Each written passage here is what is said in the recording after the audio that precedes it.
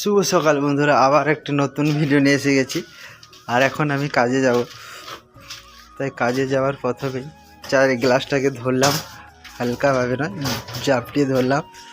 ধরার পরে চুমুক মারতেই পুরো গাটা গরম হয়ে গেল। এই ঠান্ডা কার না ভালো লাগে এই শীতের সকালে চা খেতে। চা খাওয়ার পর একটু নিচে এলাম, আর এখানে ড্রাইভারদের সঙ্গে একটু খুব আড্ডা মারলাম। আড্ডা মারার পর আজকে ভাবলাম একটু ডিম বানাবো, তাই ডিম নিয়ে চলে এলাম দোকান থেকে। সে ডিমটা টুপিয়ার মধ্যে বসাচ্ছি, দেখতে পাচ্ছ।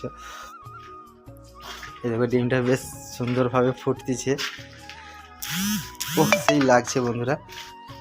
এবার আন্ডাটা রেডি, এবার আমার ছিনিয়ে নিচ্ছে হালকা করে, ভালোভাবে আন্ডাগুলোকে ছিলে নিচ্ছে। ছিলার পর আমি দেখাচ্ছি যে আন্ডাগুলো খুব বড়ই আছে।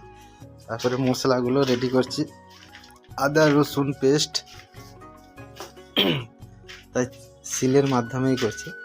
আর এখানে দেখছি সমস্ত মশলাই রেডি, এখন শুধু বানানোর পালা। তাই প্রথমে তাওয়াটা চড়িয়ে দিলাম ফটাক করে। এবার দেখো আন্ডাটা ছাড়লাম, আন্ডাটার সেই আওয়াজ চড়াক, এইভাবে প্রত্যেকটা আন্ডা দিয়ে দিলাম। দেওয়ার পরে দেখতে পাচ্ছ আন্ডাগুলো ভরে গেছে পুরো। এর উপরে একটু হালকা করে এদের গায়ে হলুদ করে দিচ্ছি। গায়ে হলুদটা করার কারণ হচ্ছে এদেরকে দেখতে ভালো লাগে। বন্ধুরা দেখতেই পাচ্ছ কত সুন্দর দেখতে লাগছে, তাই গায়ে হলুদ করে দিয়েছিলাম প্রথমে। এবার এইভাবে প্রত্যেকটাকে নামিয়ে নিলাম। এবার আমার পালা হচ্ছে এদেরকে বিয়ে করানো, একসঙ্গে বিয়ে করানো। তাই কুকারটাকে বসিয়ে দিয়েছি। প্রথমে আমি আলুটাকে ছেড়ে দিয়েছি। আলুটা হালকাভাবে ভাজা হয়ে গেলে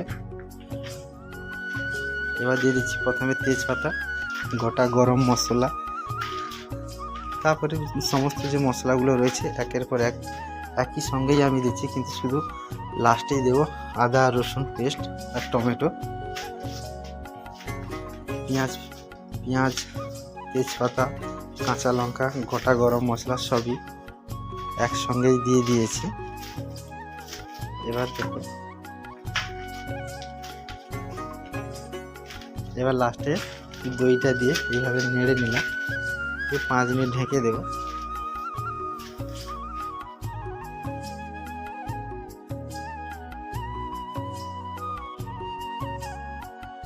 কত সুন্দর লাগছে বন্ধুরা। এরপরে এই আন্ডাগুলো দিয়ে দিলাম, ডিমগুলো, আন্ডাগুলো 1 মিনিট দিয়ে নাড়াচাড়া করে। ভিডিওটা ভালো লাগলে সবাই দেখতে থাকো বন্ধুরা। আর এখন 1 মিনিট ঢাকা দিয়ে দেবো। এবার কমপ্লিট হয়ে গেছে। লাস্টে ধনিয়া পাতা দিয়ে দিচ্ছি, পাতা দিয়ে নামিয়ে নিয়েছি। বন্ধুরা কেমন হয়েছে কমেন্টে বলো। ধনিয়া পাতাগুলো ব্লগটা দেখতে থাকো।